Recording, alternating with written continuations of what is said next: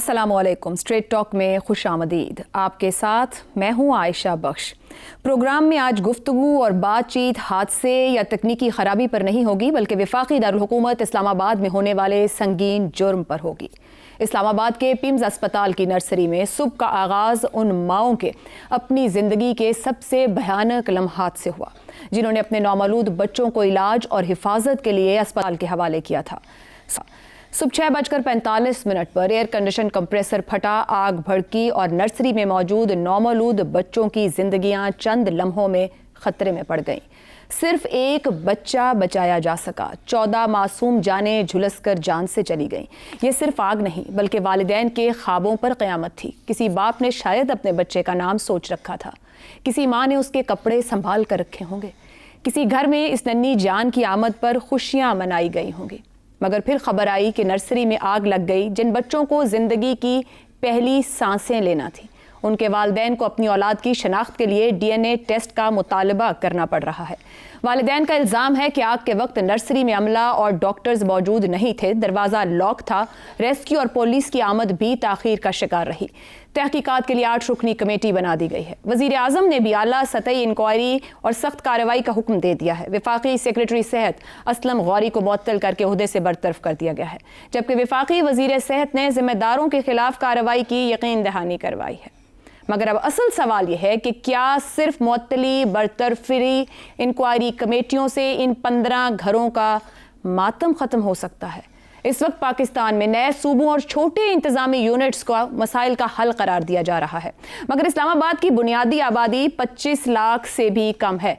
आबादी के लिहाज से इस्लामाबाद मुल्क के 136 अजला में से 117वें नंबर पर है, यानी एक ऐसा निस्बतन छोटा शहर जो दारुल हुकूमत के वसाइल और वफाकी हुकूमत की बराह रास्त निगरानी भी रखता है।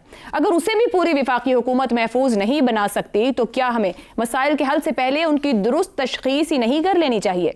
क्या मसला सूबों का साइज है या नाअहली का? अगर दारुल हुकूमत के बड़े सरकारी अस्पताल की नर्सरी में मासूम नौमौलूद भी महफूज नहीं, तो क्या नए सूबे और इंतजामी यूनिट्स मसाइल हल कर पाएंगे? इसी पर प्रोग्राम में गुफ्तगू रखेंगे। हमारे साथ मौजूद हैं ज़ैगम खान, रज़ा रूमी, आमिर अहमद खान, शहजाद चौधरी साहब, और आज हमने अब्सार आलम साहब को रिक्वेस्ट किया था कि हमें ज्वाइन करें, क्योंकि वो बहुत दिनों से इस्लामाबाद को लेकर ख़ास तौर पर और जो इंतज़ामी मामलात और गवर्नेंस है उसकी निशानदही कर रहे थे कि क्या सूरत हाल है और किस तरीके से इसके ऊपर नज़र भी नहीं डाली जा रही। और इतना बड़ा वाक़या वहीं वफाकी दारुल हुकूमत इस्लामाबाद में इस वक्त पूरी दुनिया की तवज्जो लिए हुए है। पैनल के लिए सवाल रखेंगे। पिम्स की नर्सरी में लगी आग, 14 नौमौलूद झुलस गए। इंतजामी नाअहली का जिम्मेदार कौन? क्या वजीर आजम जवाब देंगे? अब्सार साहब, बहुत शुक्रिया हमें ज्वाइन करने के लिए। इंतज़ामिया इस्लामाबाद की गवर्नेंस, उस मामले पर आप काफ़ी ज़्यादा खुद इस्लामाबाद इंतज़ामिया को सोशल मीडिया पर भी नोटिस करा रहे थे और तनकीद भी कर रहे थे, मगर जो ये वाक़या हुआ है, जब आज हमने इस पर रिसर्च करनी शुरू की तो पता चला कि गुज़िश्ता साल खुद वज़ीर आज़म साहब को रिपोर्ट्स भी दी गई जून जुलाई में कि इस्लामाबाद के अस्पतालों में गैर मयारी इंतज़ामात हैं, पेशेंट सेफ्टी ना होने के बराबर है, फायर सेफ्टी प्रोटोकॉल्स मौजूद नहीं है, यहाँ तक कि हेल्थ केयर जो अथॉरिटी लाइसेंसेस देती है हॉस्पिटल को, उसके अंदर भी खामियां मौजूद हैं। इस पूरी सूरत हाल के बाद आज 1 साल बाद जहां इस्लामाबाद दुनिया की नजर के सामने खड़ा है, सारी कामयाबियां एक तरफ रख दें, ये जो 15 बच्चे झुलसे हैं, ये जो जाने गई हैं, ये जो नुकसान हुआ है, क्या वजीर आजम कौम को आके बताएंगे कि जिम्मेदार कौन है इस सब का?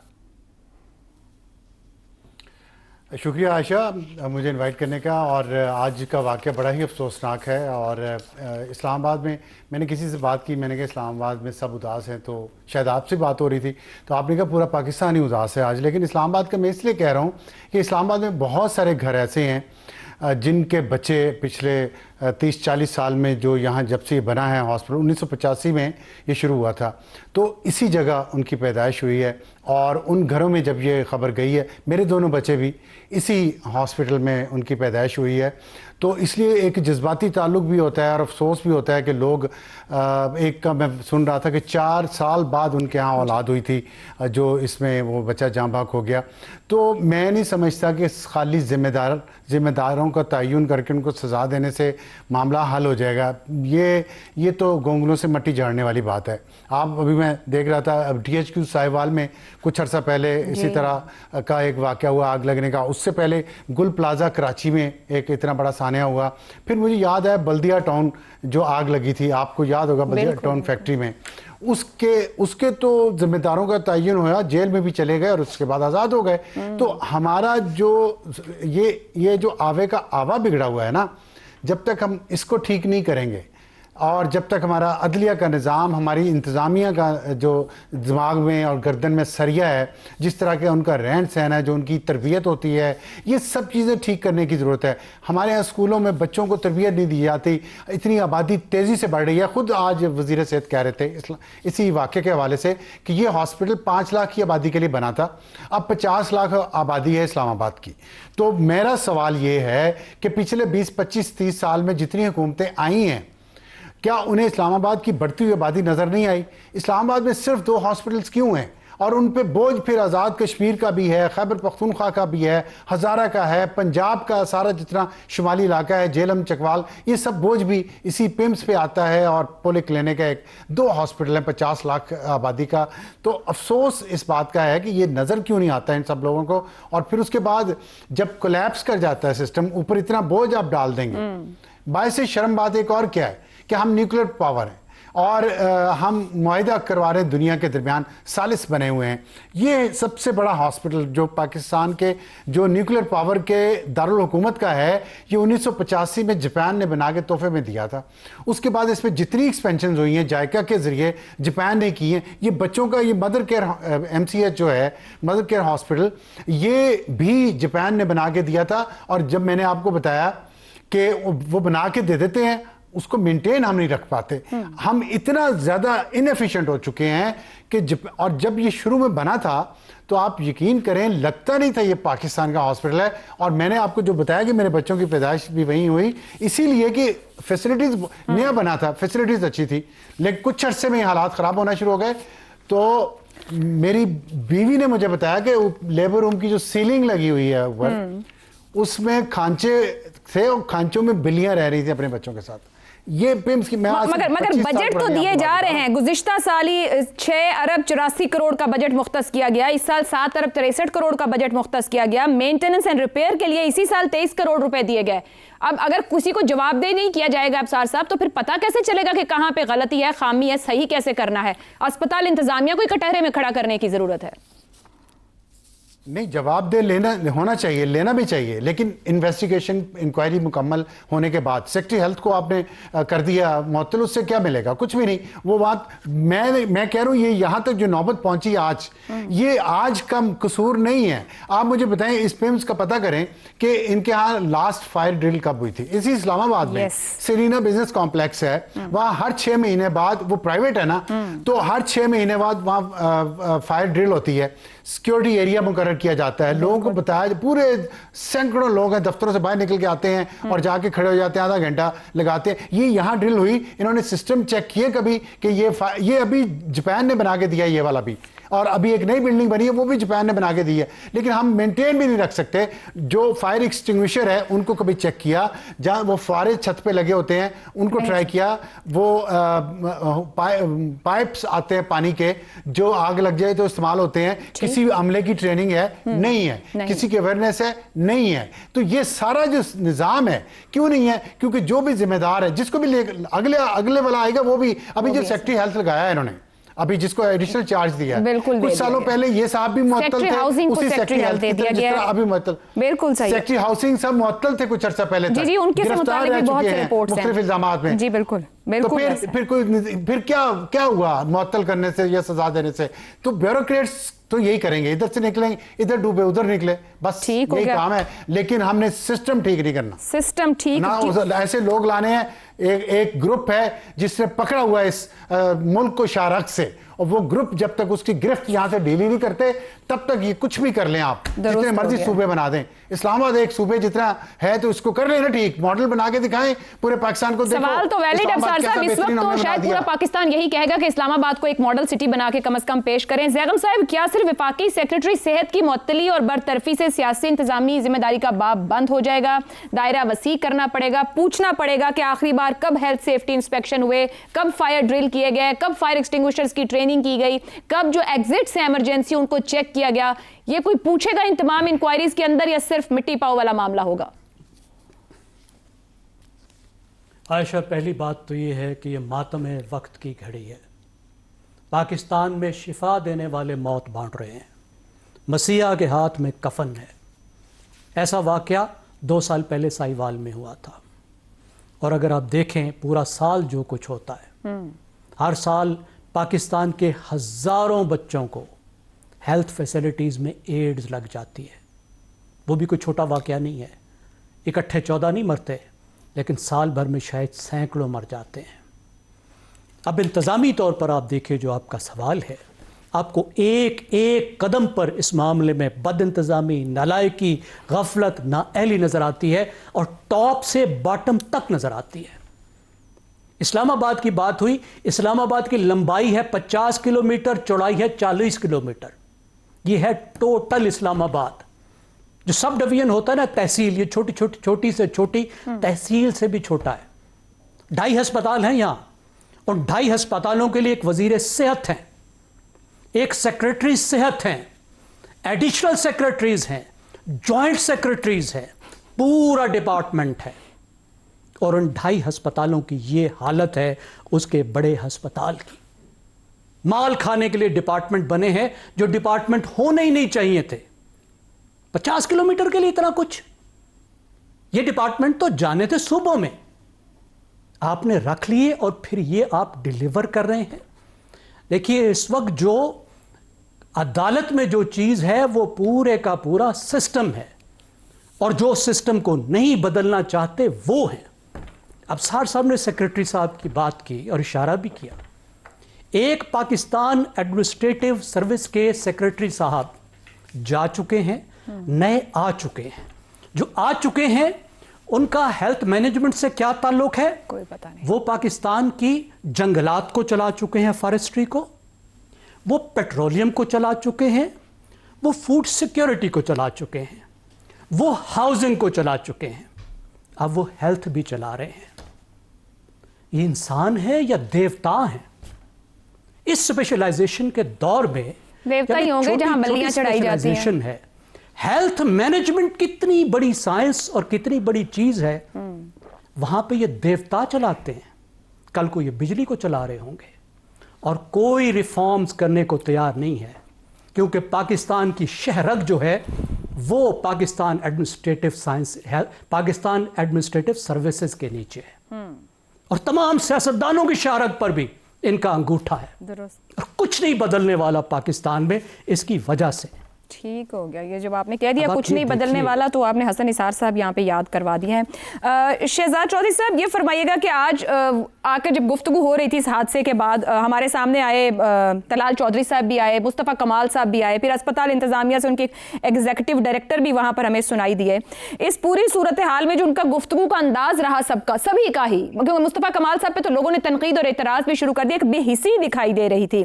क्या कहा जाए कि फेलियर की जिम्मेदारी क्यों नहीं लेते? जब आप बड़े बड़े ओहदे, पर्क्स एंड प्रिविलेजेस रख के बैठे हैं, तो उस लम्हे में तो कम से कम उस एहसास के साथ अवाम के दरमियान मौजूद हो कि हमारे से गलती हो गई या नाकामी हो गई, हम यहां से पीछे हटते हैं। आयशा, मेरा तो इस महीने में, इस माह के अंदर ये दूसरी मरतबा मेरा दुख और दर्द मेरा जो है ना, ये फिर से सामने आया है। एक लाश इस महीने के शुरू में हमें उठानी पड़ी इसी पिम्स से, और वो मेरे मुलाजिम का एक खूबसूरत नौजवान 18 साल का बेटा था, जिसकी शिकायत पैदा हुई सर में तकलीफ की, दर्द की, और वो समझ नहीं आ रही थी उसको। 1-2 दिन के अंदर, जाहिर है गरीब आदमी मुलाजमत करता है, तो मैंने उसको सजेस्ट ये किया कि तुमने ये पता नहीं कहाँ कहाँ पे धक्के मारेंगे, तुम इसको पिम्स में ले जाओ। कम से कम Pakistan institute of medical sciences, मेरे दिमाग में all India institute of medical sciences, जो कि इस वक्त साउथ एशिया का या एशिया का शायद टॉप के मेडिकल कॉलेजेस और मेडिकल हॉस्पिटल्स और टीचिंग हॉस्पिटल्स में आता है। मैं पिम्स को भी ऐसे ही समझा था। मैं अपनी बेगम को भी पिम्स ही आज से 2-3 साल पहले 2 साल तक दिखाता रहा, खुद जाके वहां पर पिम्स के अंदर। उस वक्त भी हालात देखे, लेकिन बहरहाल एक तरीका था, हम निकल जाते थे और जाके दिखा लेते थे अपनी बारी पे। लेकिन इस मर्तबा मेरा जाना हुआ इमरजेंसी के अंदर। उस बच्चे को इमरजेंसी में शामिल किया गया पहले 4 दिन। 4 दिन के अंदर ये फैसला नहीं कर सके कि उसको बीमारी क्या है। उसका ब्लड प्रेशर 110/70 था। जब उसको 3-4 दिन लग गए और मैं जाता रहा, और सबसे बड़ी हैरानगी उनको ये थी और मुझे थी कि मैं डॉक्टर, छोटा डॉक्टर, वो जो बिल्कुल ड्यूटी डॉक्टर होता है, मैं इमरजेंसी की बात कर रहा हूँ, मेरी उस तक पहुंच नहीं हो पाती थी। मैं उस तक नहीं पहुंच पाता था। फिर मुझे किसी को वहां अपना बताना पड़ा कि मेरा साबिका रैंक ये है, मैं यूं हूं, मेरे मुलाजिम है, ये है, मुझे उसके अंदर उसने बराए मेहरबानी बड़ी मेहरबानी की मेरे ऊपर और कहा कि अच्छा आप चले जाएं, and I was able to get in and speak. वो जो उस इमरजेंसी वाले डॉक्टर कि जी उसका केस ऊपर गया हुआ, ऊपर कहाँ गया हुआ खुदा जानता है कहाँ गया हुआ। छठे दिन उन्होंने लाश हमारे हाथ में पकड़ा दी, उस बच्चे के जो किडनी सी दोनों की दोनों श्रिंक करके खत्म होकर रह गई। किडनीज का मसला नहीं था, पता नहीं क्या दवाइयां दे रहे थे, पता नहीं कौन उसका इलाज कर रहा था। 4 दिन दे कुड नॉट डिसाइड कि इसका करना क्या या है क्या। हाइड्रोसेफलस उन्होंने कहा, जो कि दिमाग के अंदर पानी होता। तो मेरी तो अपनी कहानी है इस अस्पताल की, मैं वो देख के हैरान रह गया। और उसकी वजह सिर्फ मेरे बड़े बाजियों के सामने आई। मैंने उस दिन महसूस किया कि मैं एक सफेद पोश हूं और मेरा जो मुलाजिम है ये गरीब आदमी, उसको गरीबी की कीमत अदा करना पड़ रही है, मुझे अपनी सफेद पोशी का भरम रखना पड़ रहा है। ये पिम्स है Pakistan institute of medical sciences. आपने पूछे, आप पूछ सकते हैं कि आपने किसी को जाकर शिकायत क्यों नहीं की, आप किसी सेक्रेटरी से कोई क्यों नहीं फायदा मिले, नहीं सर, ये हम आप सब किसी शिकायत ही कर रहे हैं बैठे। आप किसी वजीर को क्यों नहीं मिले, आप किसी ने आपने जाके किससे बात नहीं की। वहां कोई तरीका है ही नहीं, एग्जिस्ट ही नहीं करता। ठीक मैंने कोशिश की वहां के एग्जीक्यूटिव डायरेक्टर से बात करने की, टेलीफोन पे अवेलेबल नहीं। जी, जिससे बात कर लो, मैंने वजीरों से बात करने की कोशिश की इस मामले में, नहीं किसी और जगह से, वजीर पर्सनल टेलीफोन पे जवाब नहीं देते। तो किसकी बात करें, किसके पास जाएं। मैं इसलिए बार बार हम रोते हैं यहाँ बैठ के कि इस मुल्क का हाल बदकिस्मती से। आज किसी की मैं ट्वीट पढ़ रहा था, जुनैरा की, वो एंकर हैं, उन्होंने कहा कि this is irrecoverable, this country is now irrecoverable. मेरा ख्याल है, I agree with her, it is irrecoverable. ठीक हम हो तो चले उम्र को पहुंच गए जहां तक है, पता नहीं कितने साल और हैं। मैं तो आप लोगों के लिए फिक्रमंद हूँ, जो जवान हैं, जो इस वक्त पैदा हो रहे हैं, जिन्होंने जिंदगी आगे गुजारनी है, उनका क्या बनेगा। ठीक बात और लेकिन कह रहे हैं, ये मतलब ऐसे कहीं ना चल नहीं कहीं- जी, तो सकते, it can not go on like this, the business can not go on like this. और सारी बातें सही हैं, चाहे वो ब्यूरोक्रेसी को चेंज करो, जब तक इंसान नहीं बदलेगा अंदर से, इंसान एहसास नहीं होगा उसके अंदर, दर्द नहीं होगा, वो कर क्या सकता है किसी के लिए। ठीक हो कुछ भी नहीं, कोई कुछ नहीं कर सकता। दुरुस्त। रजा रूमी साहब, पाकिस्तान पीपल्स पार्टी ने वजीर सेहत से इस्तीफे का मुतालबा किया, और जब वो पिम्स के बाहर खड़े भी गुफ्तगू कर रहे थे, वहां लोग भी इस्तीफे का मुतालबा कर रहे थे। अब अगर और उन्होंने वजीर आजम पे डाला कि वो मेरे बॉस हैं, मैं उनके पास ही जाऊंगा। निजाम की मजबूरियां ना हो तो क्या वजीर आजम वजीर सेहत से इस्तीफा तलब ना कर लेते इस पूरी सूरत हाल में? एक ले चुके हैं, एक और की भी तवक्को है, क्योंकि माजी में शहबाज शरीफ साहब ये कर चुके हैं। जब मॉडल टाउन हुआ था तो राना सनाउल्लाह से इस्तीफा लिया गया था। देखिए, बात यह है कि बिल्कुल वो ये कर सकते हैं, लेकिन इस वक्त जो उनकी भी अपनी कोलिशन है, उसकी अपनी मजबूरियां होती हैं, और मुझे नहीं मालूम कि वो किस हद तक अफोर्ड कर सकते हैं कि अपने कोलिशन पार्टनर को लूज कर दें उन हालात में जब उनको आगे जाके आईनी तरमीम के लिए सपोर्ट चाहिए। ये एक अलग बहस है। लेकिन मसला ये कि क्या वजीर के इस्तीफे से या सेक्रेटरी की मुअत्तली से या बरतरफी से क्या ये निज़ाम जो है सेहत का ये बदल जाएगा?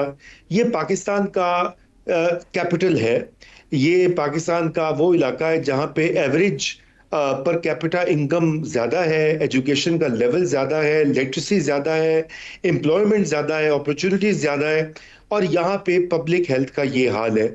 असल सवाल तो ये बनता है आयशा कि फिर आप ये सोचिए कि बाकी जो पाकिस्तान के अजला हैं या इलाका जात हैं, उनमें क्या ही सहूलियात होंगी और क्या ही कयामत का आलम। मगर रजा रूमी साहब, इस छोटे से इस्लामाबाद में पूरे पाकिस्तान की क्रीम आती है, ब्यूरोक्रेसी से लेकर सियासतदान तक। अगर वो इतने नाअहल और गैर जिम्मेदार हैं तो यही तो ट्रिकल डाउन करता है पूरे पाकिस्तान में।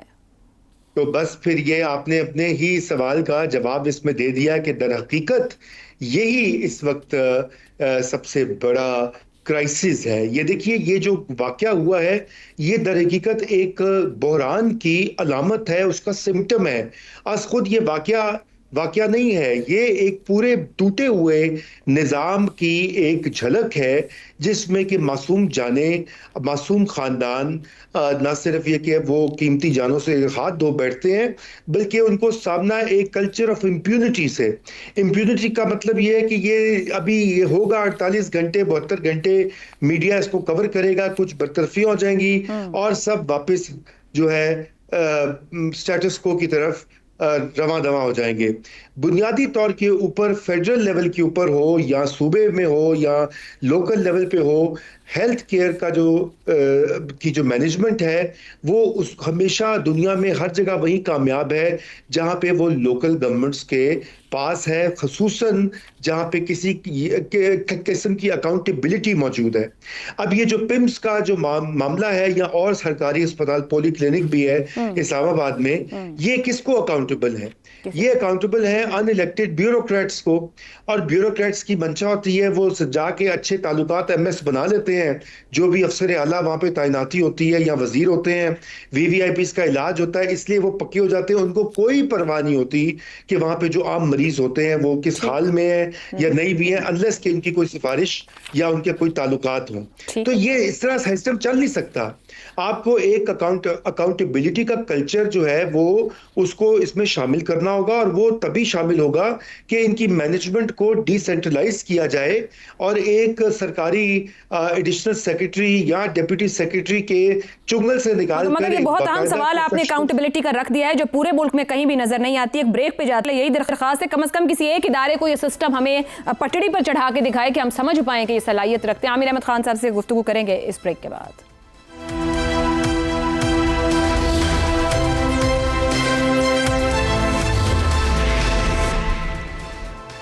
प्रोग्राम में एक बार फिर खुश आमदीद। आमिर अहमद खान साहब, पेशगी हिकमत अमली निदारद है, किसी भी सरकारी इदारे में चले जाएं हादसाती रद्द अमल नजर आता है, क्योंकि आपके पास कोई और ऑप्शन नहीं होती है आयशा। इसका ताल्लुक जो है ना वो आपके एटीट्यूड से है। मैं आपको याद दिलाऊं कि पाकिस्तान के अंदर शेख रशीद साहब गालिबन जो हैं वो रेलवेज़ के मिनिस्टर थे जबकि एक ट्रेन हादसा हो गया था, और उनसे जब सवाल किया गया था और यही सवाल किया गया था कि इतने लोग मर गए हैं जी, इतनी बड़ी ट्रेजेडी है, तो क्या आप इस्तीफ़ा देंगे? तो उनका जवाब पता क्या था? आज तक मुझे याद है कि मैं चला रहा था ट्रेन कि मैं इस्तीफ़ा दे दूं।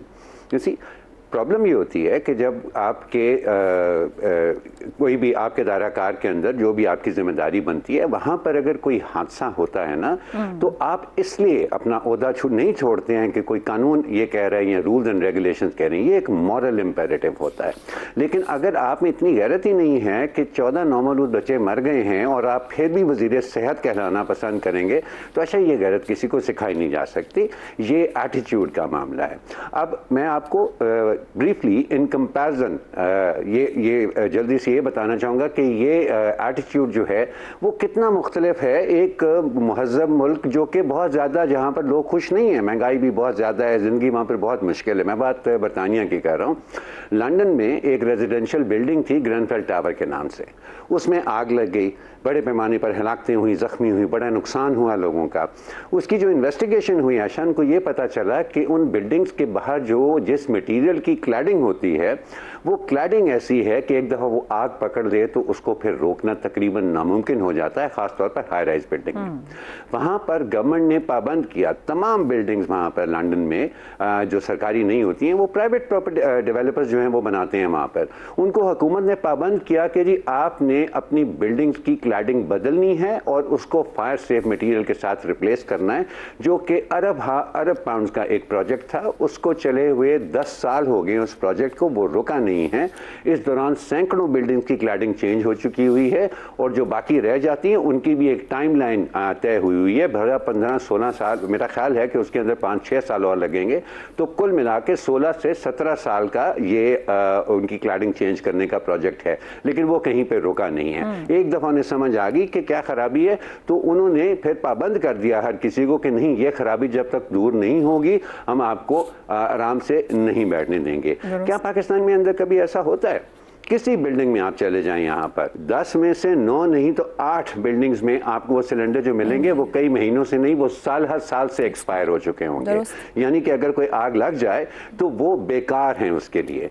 सो ये जो एटीट्यूड है ना जी, ये सारा खराबी ये पैदा करता है। हादसाती रद्द अमल हमारा इसलिए होता है कि हमारा वो एटीट्यूड ही नहीं है कि हम अपनी जो जिम्मेदारी है उसको पूरी तरह से अदा करने की कोशिश करें। एक छोटी सी चीज़ मैं ऑनेस्ट ऑनेस्टली अगर मैं ये शाम के बड़े बड़े टॉक शो जो होते हैं पाकिस्तान टीवी के, अगर मैं चला रहा होता, मैं सिर्फ वजीर सैयद को दावत देके उन्हें एक सवाल करता कि आप सारा दिन क्या करते हैं, मुझे बस अपनी रूटीन बता दें, आपकी मसरूफियात क्या है, कि आपको इन चीज़ों से कोई गर्ज नहीं है, कोई मतलब नहीं है। एक दफ़ा मुझे उनकी रूटीन समझ आ जाए, हो सकता है कि मैं फिर उनसे माजरत भी करूं कि जी मुझे नहीं पता था कि आप इतने मसरूफ आदमी हैं कि इस तरह की चीज़ों के लिए आपके पास टाइम नहीं। दुरुस्त हो गया। अब सारान साहब, ये ऊपर से नीचे तक मामला यही है, तो सवाल यहाँ पे ये बनता है कि ये छोटा इंतजामी इलाका है इस्लामाबाद का, इस सानहे ने, इस जुर्म ने जो इस्लामाबाद में हुआ है, अब उस गुफ्तगू का रुख बदल डाला है जो कुछ दिन से चल रही थी कि मसला बड़े यूनिट का है या कमजोर हुक्मरानी का है। अब यहाँ से इस पर फोकस हो पाएगा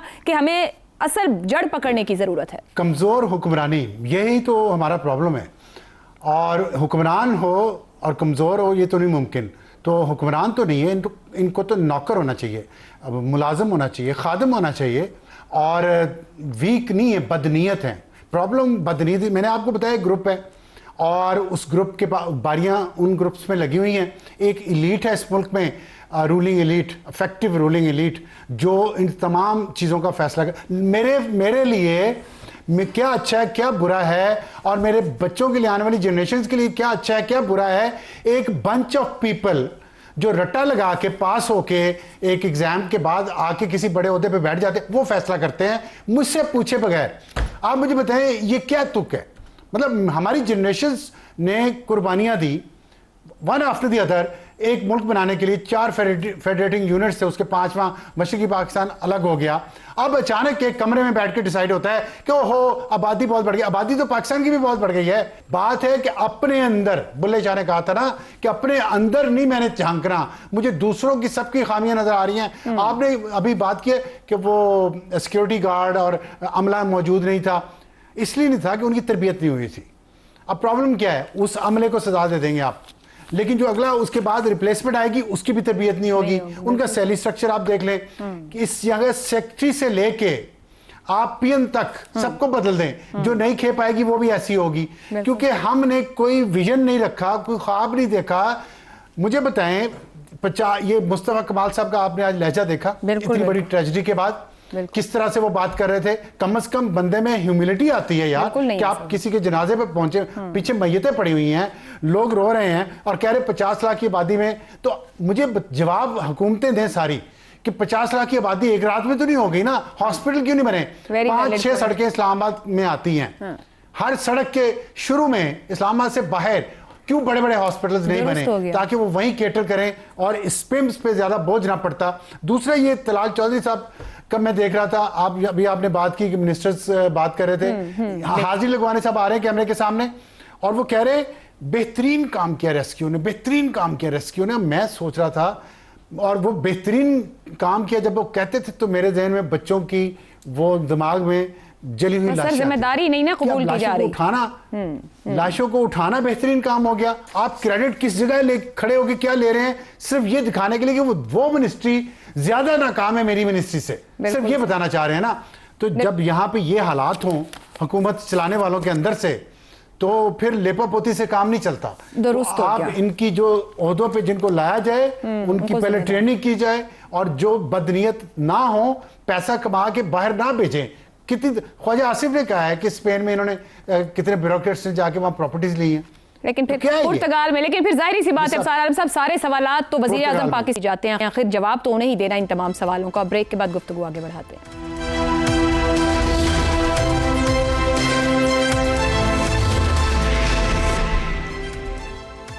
प्रोग्राम के आखिरी हिस्से में एक बार फिर खुशामदीद। ज़ैगम साहब, क्या सूबे और इंतजामी यूनिट्स बनाने से तर्ज हुक्मरानी बेहतर हो जाएगा? क्या हमारी अप्रोच ठीक है?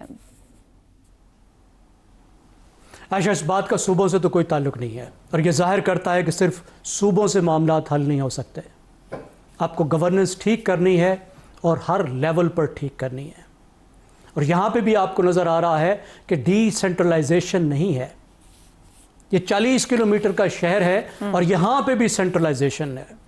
वज़ीर सेहत साहब हैं जो कराची में बैठे हैं और उनके नीचे ये अस्पताल हैं। सेक्रेटरी हेल्थ साहब हैं जिनका हेल्थ से कभी कोई ताल्लुक नहीं रहा, और मैनेजमेंट है जिसका सत्यानाश है, और गवर्नेंस का सिस्टम्स हैं जो मौजूद नहीं है। देखें, यहाँ वाज़े तौर पर एक छोटे से वार्ड की बात है, कोई करोड़ों रुपए का सवाल नहीं है। हज़ारों और लाखों की बात है। बात यह है कि आपकी गवर्नेंस कैसी है। ठीक। अगर धुआं निकलने के बाद अलार्म नहीं बजे तो अलार्म लगाने पर कितने पैसे लग सकते थे? अगर स्टाफ ने फायर की ड्रिल्स नहीं की हुई थी, ड्रिल लगाने पे कितने पैसे लग जाते हैं? दुरुस्त। अगर उसके बाद वहां पर आग बुझाने के कोई इंतजामात नहीं थे, उस पर कितने एक पैसे लग जाते हैं? ठीक।